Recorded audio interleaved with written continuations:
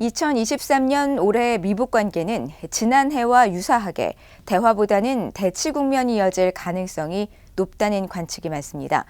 북한이 도발 공세를 펴며 남남 갈등과 동맹 균열을 계속 시도할 것이라는 전망인데, 다만 북한은 경제난이 한계에 이를 경우 미국과의 담판에 나설 가능성이 있다는 분석도 나옵니다. 박형주 기자입니다.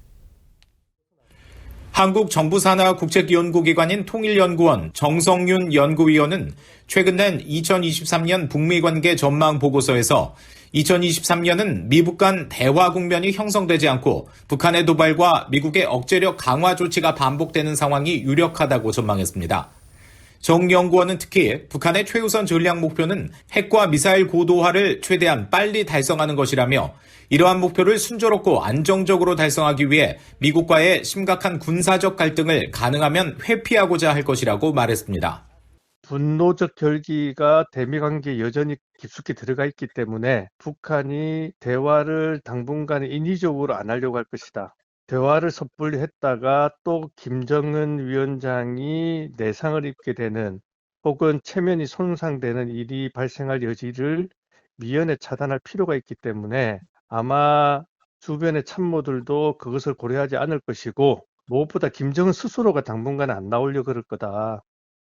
북한의 고강도 도발이 미북 대화로 이어지곤 했던 과거와 상황이 다르다는 지적도 나옵니다.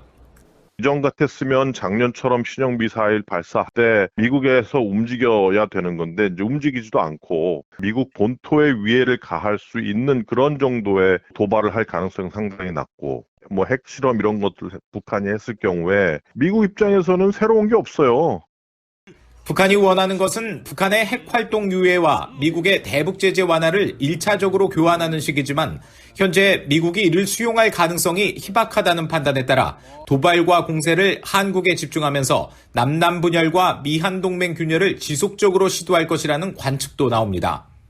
북한이 미국에 대해서 협박할 수 있는 수단들보다는 한국에 대해서 직접적으로 협박할 수단을 훨씬 더 많이 가지고 있기 때문에 현재 상황에서는 한국을 타겟으로 해가지고 집중적으로 공격을 하는 거죠. 여기서 북한이 노리는 거는 한국의 길을 꺾고 그 다음에 한미 간의 의견 차이가 발생하도록 만드는 거라고 볼 수가 있는 거죠. 그러나 국제사회 대북 제재와 코로나 사태 여파 속에서 북한 식량난과 경제 위기가 더 이상 버티기 어려운 수준으로까지 치달을 가능성이 있다며, 이럴 경우 전격적으로 미국과의 담판에 나설 가능성을 배제할 수 없다는 전망도 나옵니다. 북한 경제가 이제 더 이상은 어려운 상황까지 왔다라고 판단하면 자신들의 여태까지 개발해놓고 고도화된 핵 능력을 바탕으로 스스로 7차 핵실험을 하고 스스로 핵지위 부여한 후에 담판에 나설 가능성도 있다. 전문가들은 북한의 최근 당 전원회의 결과에서 이례적으로 경제 관련 언급이 거의 없었던 점은 북한 경제의 심각성을 반영한 결과일 수 있다며, 북한은 제한적인 중국의 지원보다 미국과의 담판으로 해결책을 찾으려 할 것으로 분석했습니다. VOA 뉴스 박형주입니다.